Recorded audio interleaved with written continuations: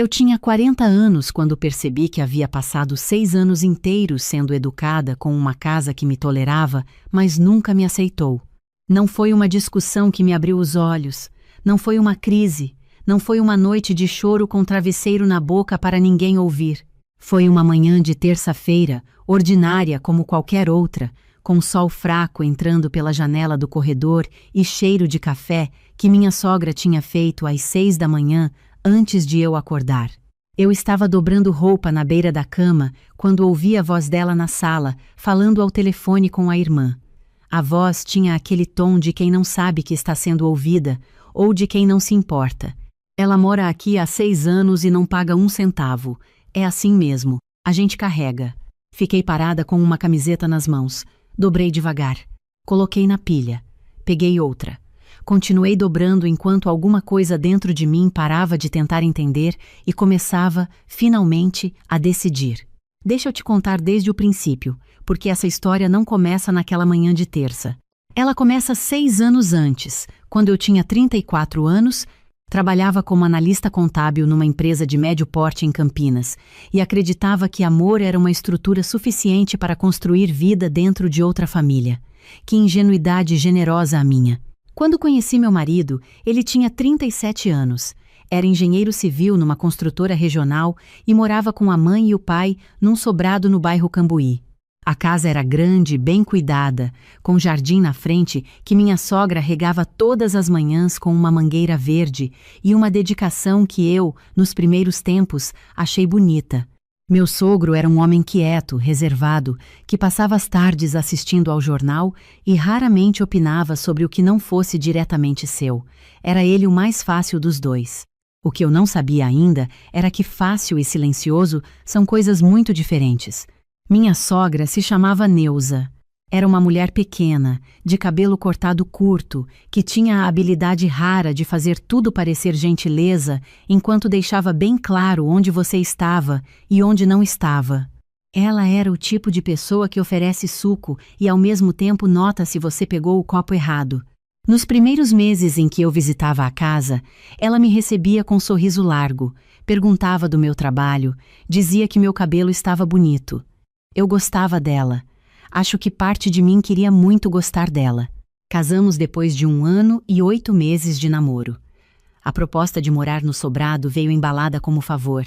Faz sentido enquanto vocês juntam o dinheiro para o de vocês, disse minha sogra, com aquela voz de quem está cedendo algo precioso.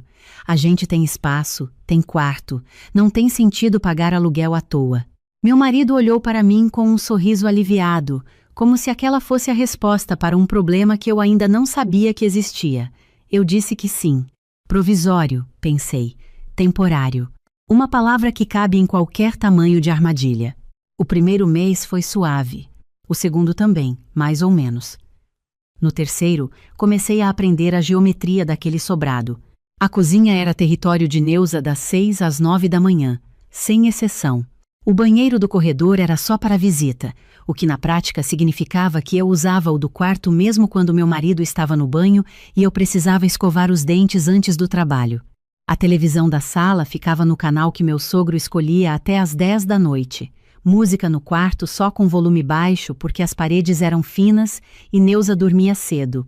A máquina de lavar só aos finais de semana porque o barulho atrapalhava a rotina da semana. Aprendi essas regras sem que ninguém as escrevesse. Aprendi no olhar que Neuza me lançava quando eu chegava na cozinha às 8h30, porque tinha saído mais tarde do plantão da empresa.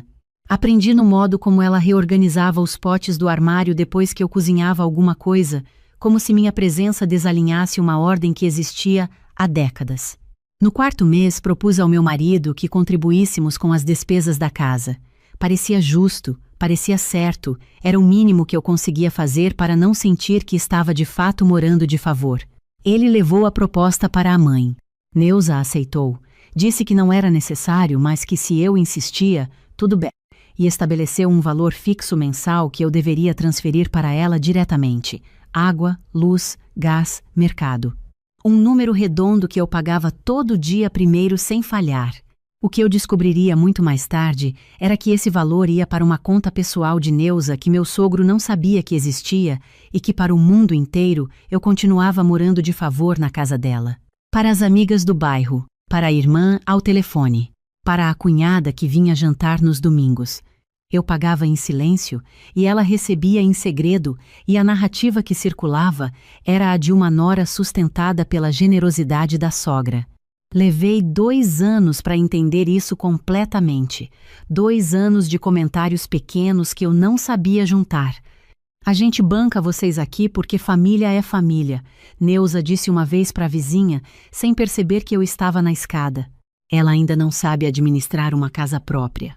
Precisa aprender, disse outra vez ao telefone, em voz que não era exatamente baixa.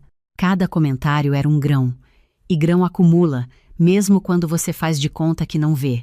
No 2º ano, entendi também a dinâmica do meu marido dentro daquela casa. Fora dela, ele era um homem presente, atencioso, que gostava de planejar viagens pequenas nos feriados e que sabia exatamente como eu tomava o café. Dentro do sobrado, havia uma versão diferente dele, que aparecia automaticamente assim que ele cruzava a porta. Mais quieto, mais cuidadoso com as palavras. Uma espécie de modo de não causar problema que ele havia desenvolvido ao longo de décadas de convivência com a mãe e que agora operava sem que ele percebesse. Eu percebia. Tentei conversar uma vez no 3º ano, depois de uma noite em que Neuza havia feito um comentário na janta sobre meu modo de organizar a gaveta da cozinha que eu havia usado uma vez, uma única vez, para guardar um bloco de notas de trabalho. Cada coisa tem seu lugar, ela disse, servindo o arroz como se fosse uma observação sobre o tempo. A gaveta de baixo é para os guardanapos. Sempre foi. Meu marido olhou para o prato. Eu sorri, disse entendido e me servi de salada. Mais tarde, no quarto, falei com ele. Disse com cuidado, sem acusação, que me sentia como hóspede que não sabe que está atrasando o check-out. Que precisava de um espaço onde minhas decisões tivessem algum valor, mesmo que pequeno. Ele ouviu, passou os dedos no cabelo, fez a pausa que eu já conhecia, aquela pausa de cálculo silencioso de quem está pesando as consequências de cada resposta. Minha mãe é assim desde sempre, ele disse. Não é com você, é o jeito dela de cuidar. Olhei para ele por um tempo longo. Depois disse: quando o jeito de alguém me afeta toda semana, todo mês, todo ano, em algum momento deixa de ser sobre o jeito dela e começa a ser sobre o que você escolhe fazer com isso. Ele não respondeu. Olhou para a janela. Naquela noite, algo pequeno se reorganizou dentro de mim. Não foi raiva. Foi uma espécie de clareza fria, como quando você finalmente acende a luz num quarto que ficou escuro tempo demais e vê que os móveis não estavam onde você imaginava. No 4º ano, Neuza começou a fazer algo que até então havia feito só de modo esporádico, passar pelas redes sociais minhas. Não diretamente, era mais sutil do que isso. Ela mencionava posts que eu havia feito, fotos de viagem, comentários. Vi que você foi ao restaurante japonês. Está caro isso, né? A gente precisa guardar mais. Ou então, vi que você curtiu aquela bolsa no Instagram. Bonita. Mas você já tem bolsas. Era uma vigilância suave, quase maternal, que tinha o efeito preciso de me fazer sentir que nada que eu fizesse existia fora do perímetro daquela casa.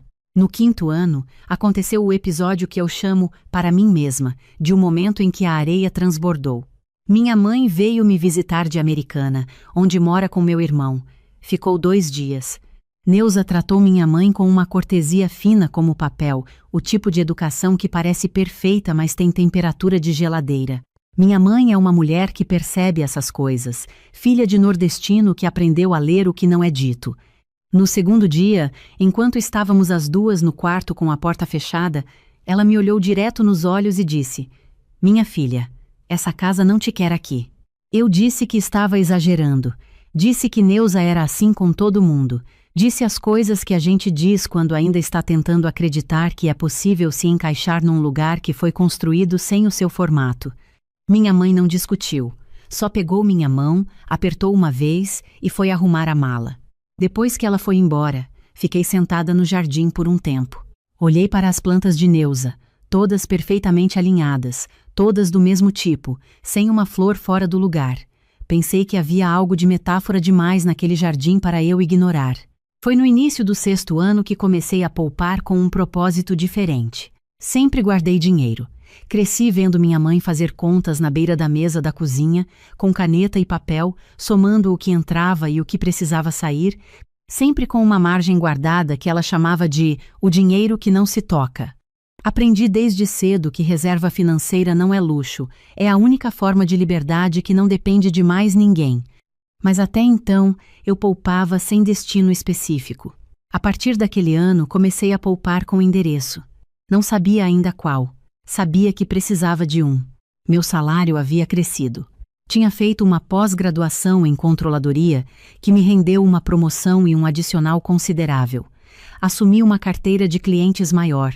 Passava a trabalhar também com consultoria em paralelo, alguns clientes autônomos que me contratavam por projeto. Meu marido sabia que eu ganhava bem. Nunca perguntou os detalhes. Assumia que eu poupava para a emergência, para a viagem maior que a gente ia fazer um dia, para o apartamento que estava sempre no plano. O apartamento estava no plano há 6 anos. Comecei a pesquisar imóveis da mesma forma que faço meu trabalho, com planilha, com método, sem pressa, mas sem parar. Primeiro entendi o mercado de Campinas, depois expandi para os municípios ao redor, Valinhos, Vinhedo, Itatiba. Fim de semana em que dizia que tinha reunião de ex-colegas da faculdade, visitava imóvel. Tarde de sábado em que disse que ia ao salão, passava antes numa imobiliária. Não era mentira completa. Era seleção de informação, que é diferente. Encontrei o apartamento numa quarta-feira à tarde, num dia que eu tinha saído mais cedo do escritório por causa de uma consulta médica de rotina. Passando de carro por Valinhos, vi a placa de uma imobiliária nova. Entrei sem compromisso. Saí com o folder de um apartamento no 2º andar de um edifício pequeno, 6 unidades, em rua arborizada a 12 minutos do centro. Visitei no sábado seguinte. Era um apartamento de 2 quartos com uma varanda generosa que dava para um jardim interno com ipê amarelo. A sala tinha janelas altas que deixavam entrar o tipo de luz que faz você querer ficar parada olhando. A cozinha era menor do que eu idealizei, mas tinha uma bancada comprida e prateleiras abertas onde eu já conseguia ver na minha cabeça os potes organizados do meu jeito, sem regra de ninguém. O corretor falou sobre o condomínio, sobre a taxa de administração, sobre o potencial de valorização da região. Eu ouvia e fazia as contas em tempo real, com a precisão de quem passou anos analisando balanços. Precisei de 4 semanas para decidir. Não por insegurança sobre o imóvel, por insegurança sobre o que a decisão significava para tudo ao redor. Conversei com minha irmã, que é professora e tem o dom de me fazer pensar em voz alta, sem me dar respostas. Consultei uma advogada que uma colega me indicou para entender a parte jurídica do processo que estaria por vir. Revi as planilhas 10 vezes, talvez 12. As contas eram claras e o apartamento era financeiramente sólido, independente de qualquer outra variável. Mas a outra variável existia e eu precisava ser honesta comigo mesma sobre ela. Assinei o contrato numa sexta-feira à tarde. Saí do cartório com a pasta na mão, entrei no carro no estacionamento e fiquei parada por alguns minutos sem ligar o motor. Não chorei. Fiquei sentindo uma coisa que demorei um pouco para nomear. Depois reconheci. Era peso saindo. Era a sensação de soltar algo que estava carregando tanto tempo que já não sabia mais o peso exato. Só sabia que os ombros doíam. Voltei para o sobrado naquela noite como se fosse uma cesta qualquer. Neuza tinha feito macarrão. Meu sogro assistia ao noticiário. Meu marido me perguntou se o trânsito tinha sido ruim. Disse que sim. Jantamos os 4. Depois lavei minha louça, dei boa noite, subi para o quarto com a pasta de documentos dentro da bolsa de trabalho. Nos dias seguintes, comecei a preparar a mudança com o mesmo método com que preparo qualquer projeto. Por etapas, sem pressa visível, sem alarme. Toda semana, uma sacola discreta saía comigo quando eu ia trabalhar e não voltava. Primeiro os documentos. Certidão de nascimento, diplomas, contratos de trabalho, a caderneta de poupança antiga que minha mãe me deu quando completei 18 anos. Depois, os itens de valor emocional. As cartas que minha avó me escreveu antes de morrer, 3 delas guardadas num envelope plástico. Um caderno de receitas que comecei a escrever aos 22 anos e nunca terminei. Uma caixinha de madeira com fotos da minha infância. Depois, roupas fora de temporada, livros que eu sabia que não ia mais reler, mas que eram meus, pequenos objetos que foram chegando ao quarto ao longo de 6 anos e que tinham o meu nome em cada detalhe. Meu marido não percebeu, ou percebeu a ausência e não soube o que perguntar, que é uma forma diferente de não perceber. Contratei uma empresa de mudança pequena para o dia do apartamento ter ficado pronto depois da pintura que eu havia pedido. Combinei tudo por aplicativo, às vezes de manhã cedo antes de meu marido acordar, às vezes durante o almoço no trabalho. 2 rapazes, uma van, um horário específico. Na quinta-feira anterior à mudança, tomei uma decisão que não estava no plano original, mas que eu precisava tomar para mim mesma. Fui falar com Neuza. Não com raiva. Com clareza, que é coisa diferente e, na minha experiência, muito mais difícil de sustentar. Era tarde. Meu sogro já tinha subido para dormir. Meu marido estava numa reunião online no quarto. Neuza estava na sala dobrando roupa com a televisão ligada baixinho. Entrei, me sentei na poltrona em frente a ela. Ela me olhou com aquela expressão de quem está calculando qual assunto vai surgir. Eu preciso te falar uma coisa, comecei. Ela dobrou uma camiseta. Aguardou. Desde o primeiro mês que vim morar aqui, eu contribuo mensalmente com as despesas desta casa. Você estabeleceu um valor, eu transferi todo mês, sem falhar, por 6 anos. Fiz uma pausa. Você disse para sua irmã, para as amigas, para a Valdete lá da esquina, que eu moro de favor aqui, que vocês me bancam. Isso não é verdade, e você sabe que não é. Neuza parou de dobrar. Ficou olhando para mim com uma expressão que eu não consigo chamar de nenhum nome específico. Não era culpa, não era surpresa. Era algo mais parecido com o rosto de quem foi pego fazendo algo que sabia que estava fazendo. Eu nunca disse isso dessa forma, ela respondeu, depois de um silêncio curto. Disse exatamente dessa forma para sua irmã há 3 semanas. Eu ouvi. Outro silêncio. Eu quero que você saiba, continuei. Não porque estou com raiva, mas porque 6 anos de uma narrativa falsa merecem pelo menos uma conversa verdadeira. Neuza dobrou mais uma peça. A televisão falava baixinho sobre previsão do tempo para o fim de semana. Você sempre foi muito diferente do que eu esperava para meu filho, ela disse, por fim. A voz não estava brava. Estava, de algum modo, cansada. Como se aquela frase fosse algo que ela tinha guardado por tempo demais. Eu sei, respondi, e acho que essa diferença nunca foi pequena o suficiente para caber nos 2 lugares ao mesmo tempo. Ela não respondeu. Eu me levantei. Disse boa noite, subi para o quarto. No sábado seguinte, a van chegou às 8h15 da manhã. Eu havia calculado os horários com a atenção de quem passou 6 anos aprendendo a rotina daquela casa. Meu marido tinha combinado de ajudar um primo a montar um armário comprado online, como fazia de vez em quando nos sábados de manhã. Meu sogro dormia até às 10, invariavelmente. Neuza tinha sua caminhada com as amigas do bairro todo sábado às 8h30, chuva ou sol, exceto quando chovia muito. Naquele sábado chovia pouco. Fino. Aquele gargarejo de chuva que São Paulo sabe fazer em março. Não o suficiente para cancelar caminhada de mulher determinada. Enquanto os 2 rapazes trabalhavam, rápidos e silenciosos como eu havia pedido, fui até cada canto do quarto conferir o que era meu. Os móveis do quarto eu havia comprado com meu dinheiro nos primeiros meses de casamento, com nota fiscal no meu nome, porque sou contadora e sei que papel tem valor. O guarda-roupa, a cômoda. As luminárias que escolhi numa loja de decoração em Campinas numa tarde de sábado que meu marido não quis ir junto. A estante de livros que ocupava a parede inteira do lado da janela. Desci à cozinha.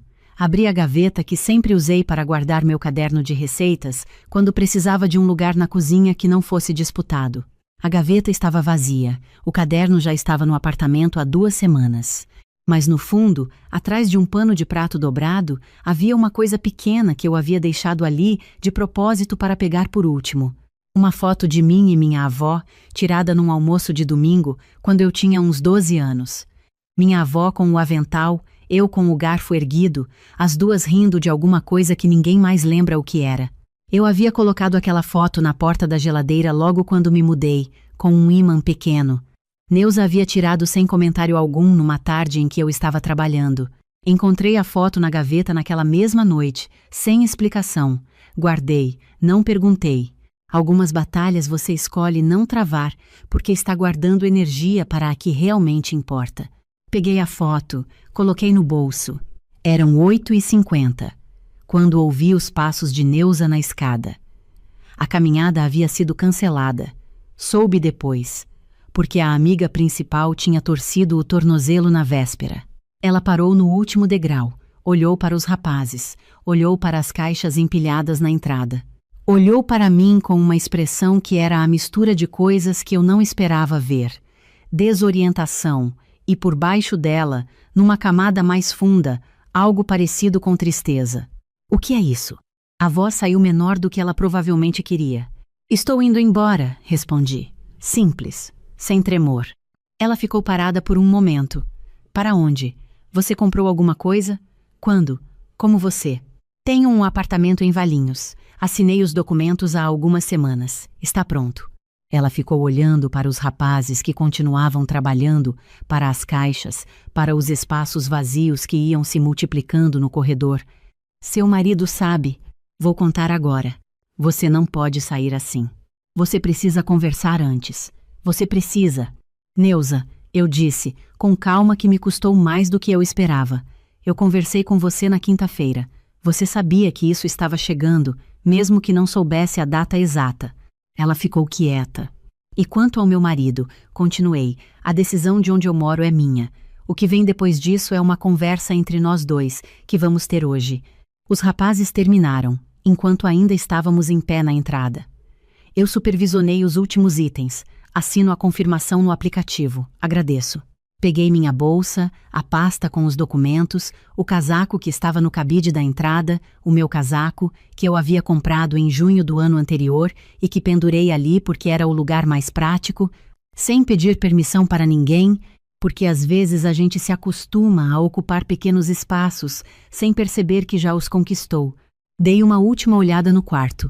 Estava vazio. O estrado da cama que era da casa ficou. A janela com a cortina que era de Neuza ficou. Na parede, marcas claras onde a estante havia ficado por 6 anos. Um retângulo de tinta menos desbotada, exato, limpo, o contorno perfeito do espaço que eu havia ocupado. Desci. Neuza estava na cozinha, de costas para mim, com as mãos apoiadas na pia. Parei na porta. Dona Neuza, ela se virou. Eu tentei, disse. Por 6 anos, eu tentei me encaixar aqui. Aprendi os horários, aprendi as regras, aprendi a ocupar menos espaço do que eu precisava, porque era o que essa casa comportava. Não estou com raiva. Mas também não vou sair sem dizer que sei exatamente o que aconteceu aqui. Ela me olhou por um tempo. Tinha nos olhos uma coisa que eu não esperava. Não era mágoa da minha saída. Era, eu acho, um reconhecimento. O tipo de coisa que mulheres de uma certa geração guardam fundo porque nunca souberam bem onde colocar. Você é muito teimosa, ela disse por fim. Sim, concordei.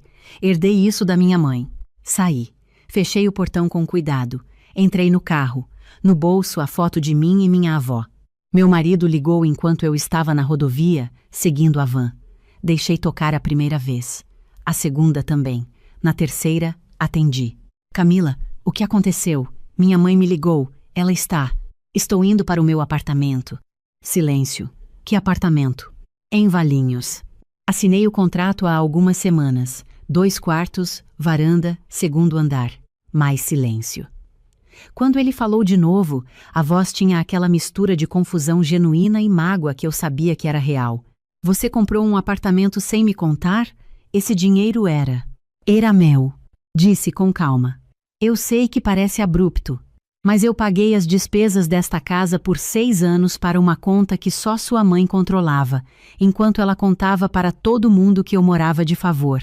Cada real que eu guardei além disso foi com o meu salário, fruto do meu trabalho, e ficou no meu nome porque eu aprendi desde pequena que dinheiro guardado é a única voz que não precisa pedir licença para falar.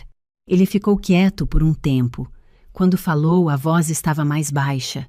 A gente precisava ter conversado antes. Eu tentei conversar com você sobre como me sentia naquela casa pelo menos 4 vezes em 6 anos. Em todas as 4 você me disse que era o jeito da sua mãe, que ela era assim, que não era pessoal. Respirei. Quando o jeito de alguém me apaga aos poucos, se torna pessoal independente da intenção. Silêncio longo. Então é o fim? Eu pensei nessa pergunta. Pensei no homem que ele era fora daquele sobrado e no homem que se tornava dentro dele. Pensei em 6 anos de conversas baixas, de escolhas calculadas, de um amor real que não foi suficiente para se recusar a me deixar desaparecer. Eu não sei ainda o que é o fim e o que é o começo, disse. Mas sei que não consigo construir nada real dentro de uma estrutura onde você precisa calcular cada resposta para não desapontar sua mãe. Você precisa descobrir quem você é fora daquela casa. Eu já precisei descobrir quem eu sou dentro da minha. Ele não respondeu. Contrate um advogado para a parte legal se achar necessário. Eu já tenho o meu. Desliguei. Cheguei em Valinhos com a van às 10h30 da manhã. O ipê amarelo no jardim interno estava florido, coisa que eu não havia prestado atenção nas visitas anteriores porque estava sempre com a cabeça cheia de planilha e decisão.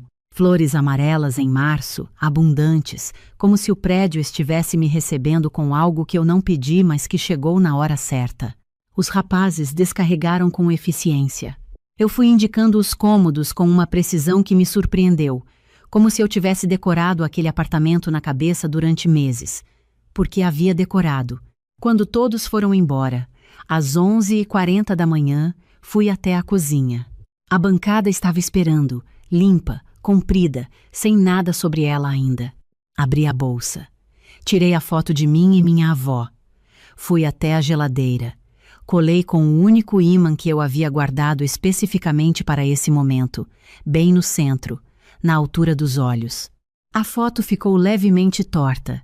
Endireitei. Depois pensei que não precisava ficar perfeitamente reta se eu não quisesse. Deixei levemente torta. Fiquei olhando para a foto por um tempo. Depois, sentei no chão da cozinha. Encostei as costas nos armários novos que cheiravam a madeira. E fiquei assim por um tempo que não sei medir, olhando para a janela com aquela luz de manhã de sábado que entrava sem pedir licença, que ficava onde queria, que iluminava o que escolhia iluminar. Não chorei de tristeza. Chorei de outra coisa, aquele tipo de alívio que você só entende quando sente, quando solta um peso que carregava tanto tempo que já tinha esquecido o formato do próprio ombro sem ele. Nos meses seguintes, a vida foi encontrando seu próprio ritmo. A poltrona que eu havia comprado no primeiro mês de casamento ficou perfeita no canto da sala perto da janela. Comprei uma planta grande, uma ficus, que coloquei na varanda e que cuido toda manhã antes do café. Comprei outra, menor, para a janela da cozinha. E mais uma, de uma espécie que minha avó cultivava e que eu nunca soube o nome técnico, mas que reconhecia pelo cheiro das folhas. No segundo quarto montei o escritório que eu havia planejado há anos. Mesa comprida, estante com os livros organizados por assunto, iluminação boa para as longas noites de consultoria. Os clientes autônomos cresceram. Assumi mais 2 projetos. A renda extra que antes ia escoando na conta de Neuza sem reconhecimento, agora ficava e se multiplicava. O processo de separação foi conduzido pelos advogados com uma tranquilidade que me surpreendeu.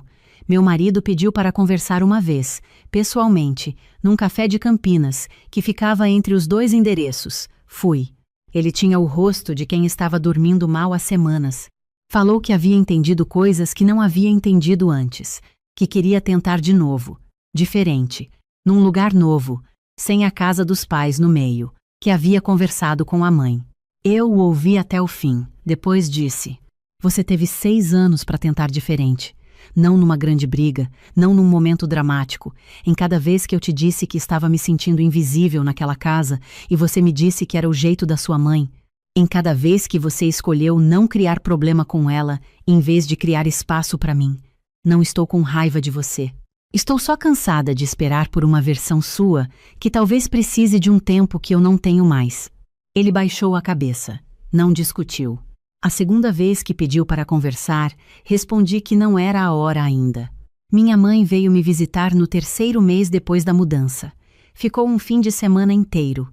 No primeiro dia, eu fiz um almoço longo, com receita do caderno da minha avó, um frango com quiabo que leva 2 horas e que eu nunca havia feito no sobrado, porque cheirava a coisa diferente. E Neuza tinha a habilidade de entrar na cozinha exatamente no momento em que o cheiro era mais forte e fazer um comentário sobre ventilação. Minha mãe comeu 2 vezes. Depois ficou olhando para o apartamento, para as plantas, para a foto torta na geladeira, para mim. Minha filha, ela disse, você está inteira. Eu entendi o que ela quis dizer. Não estava mais do que era antes. Estava toda. Sem a parte que eu havia aprendido a deixar do lado de fora de mim mesma para caber num espaço que não foi feito para o meu tamanho, o que ficou de tudo aquilo não é mágoa. Mágoa é cara demais para carregar, e eu aprendi cedo que se você gasta energia ruminando o que passou, está pagando 2 vezes pelo mesmo prejuízo. O que ficou é uma compreensão que chegou quando tinha que chegar. Fiquei 6 anos naquela casa por amor, sim, por amor ao meu marido, que era genuíno mesmo que insuficiente. Mas fiquei também porque a gente aprende desde pequena que aguentar é virtude, que adaptação é elogio, que a mulher que sabe dobrar é mais valiosa do que a que sabe onde fica de pé. E existe uma linha muito fina entre adaptar e apagar, entre ceder e desaparecer. Eu cruzei essa linha tão devagar que não percebi o momento exato da travessia. Percebi quando ouvi minha sogra dizer ao telefone que eu morava de favor, e o que me acordou não foi a injustiça da frase. Foi perceber que eu havia passado 6 anos fazendo-me menor para que as narrativas dela coubessem, e que havia parte de mim que, de algum modo absurdo, tinha começado a acreditar nelas. Foi esse instante de reconhecimento que me colocou de volta. Independência financeira não é acumular dinheiro. Isso eu aprendi da maneira mais longa que existe. É ter uma opção real quando a situação pede que você escolha. Eu poderia ter ficado mais 6 anos naquele sobrado. Tinha estabilidade para isso. O que não tinha mais era a vontade de usar essa estabilidade para sustentar uma estrutura onde eu precisava pedir licença para respirar no tamanho que sou. O dinheiro que guardei não me deu coragem, me deu a escolha, e quando você tem escolha de verdade, a coragem vem junto porque não está mais sozinha. Hoje, quando chego do trabalho à tarde, entro pela porta da frente porque é minha preferida, aquela que abre para o corredor iluminado com a luz que cai de lado. Largo a bolsa na cadeira que eu escolhi para ficar naquele canto, abro a geladeira, olho para a foto eu e minha avó. Às vezes preparo alguma coisa simples, ovo mexido, torrada, fruta cortada sem pressa. Às vezes peço delivery e como no sofá com a televisão no volume que eu escolho, num canal que ninguém jamais mudou no meio. Na semana passada, fiz o frango com quiabo de novo.